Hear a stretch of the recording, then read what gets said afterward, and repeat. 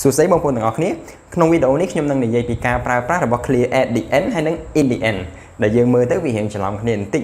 អញ្ចឹង at the end ហ្នឹងជាទូទៅយើងប្រើជាមួយ of ដែលវាជា prepositional phrase ហើយយើងបូកនាមនៅពីក្រោយវាដែលវាមានន័យថាចង់បញ្ចប់នៃអ្វីមួយបើយើងនិយាយសួរស្ដាប់ដូចចុងម៉ោងនៃអ្វីមួយអញ្ចឹងក្នុងនេះខ្ញុំមានឧទាហរណ៍មួយដើម្បីឲ្យយើងស្រួលយល់ I was not happy at the end of my trip ចឹងខ្ញុំអត់សប្បាយចិត្តទេនៅចុងបញ្ចប់នៃដំណើរកម្សាន្តរបស់ខ្ញុំអញ្ចឹងវា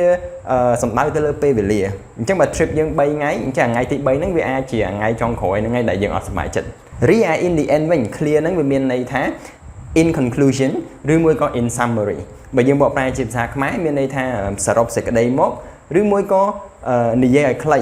អញ្ចឹងវាសំដៅទៅលើអ្វីមួយជារួមតែម្ដងដែលយើងបកថាសរុបសេចក្តីមកហ្នឹងណាអញ្ចឹងក្នុងនេះយើងមកឧទាហរណ៍មួយដែលវា link ទៅលើឧទាហរណ៍មុនតែម្ដងដើម្បីឲ្យយើងស្រួលយល់ I was not happy at the end of my trip but I was happy in the end អញ្ចឹងមានន័យថាខ្ញុំអត់សប្បាយចិត្តនៅពេលចុងក្រោយនៃដំណើរកម្សាន្តរបស់ខ្ញុំឯថ្ងៃចុងក្រោយហ្នឹងណាប៉ុន្តែសរុបសេចក្តីមកគឺខ្ញុំសប្បាយចិត្តនឹងដំណើរកម្សាន្តហ្នឹងទាំងមូលអញ្ចឹងយើងឃើញភាពខុសគ្នាអញ្ចឹងយើងត្រូវចាំជាទូទៅ at the end គឺយើងបូកជាមួយនឹង of ហើយយើងបូក noun អាចជា at the end of the song at the end of the movie អីចឹងណាប៉ុន្តែ in the end ជាទូទៅយើងប្រើវាជា clear នឹងតែម្ដងដែលមានន័យថា in conclusion ឬមួយក៏ in summary